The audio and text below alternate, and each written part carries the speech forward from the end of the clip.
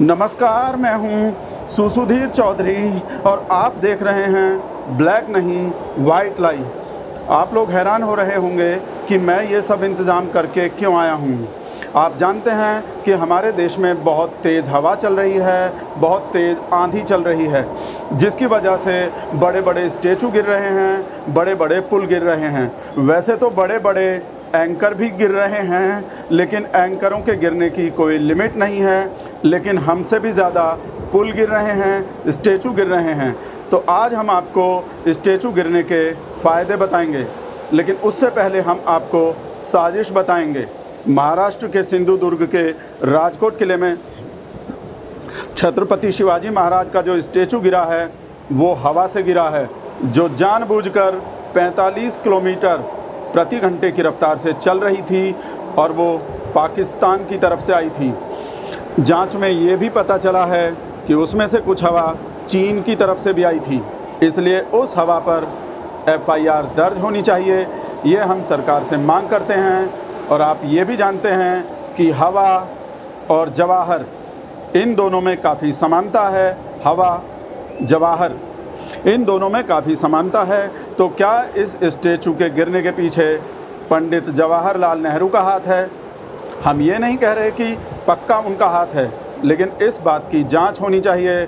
और जो आंधी चल रही थी सिंधुदुर्ग के उस राजकोट किले में, जहां पर छत्रपति शिवाजी महाराज का स्टैचू गिरा है, वहां पर आंधी चल रही थी जो गांधी से काफ़ी ज़्यादा मिलता जुलता है। आंधी गांधी। तो इस बात की जांच होनी चाहिए कि इस स्टैचू के पीछे गांधी परिवार का हाथ तो नहीं है। हम ऐसा नहीं कह रहे कि गांधी परिवार का हाथ है ही, लेकिन फिर भी इसकी जांच तो होनी ही चाहिए। और साथ ही इस बात की भी जांच होनी चाहिए कि जब छत्रपति शिवाजी महाराज का वो स्टैचू लगाया गया था तो स्टैचू क्यों नहीं बोला गया था? अगर स्टैचू को लगाते समय स्टैचू बोल दिया जाता तो वो स्टैचू, शिवाजी महाराज का वो स्टैचू बिल्कुल भी नहीं हिलता, वो अपनी जगह पर वैसे का वैसा ही खड़ा रहता।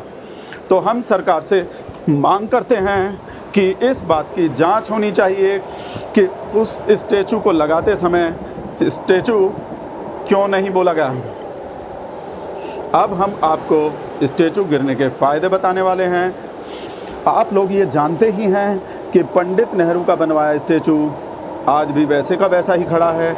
यानी साल 2 साल में, हर साल 2 साल में स्टैचू बनवाने से हमारे ठेकेदारों को और हमारे मज़दूरों को जो काम मिलता वो काम नहीं मिल पाया और हमारे देश में बेरोज़गारी बढ़ गई।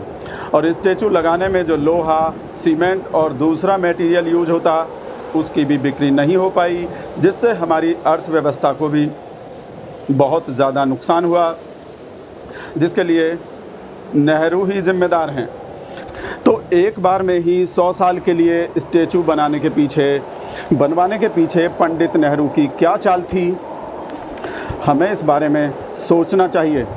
नेहरू ने ये देश विरोधी काम क्यों किया, इस बात की जांच होनी चाहिए।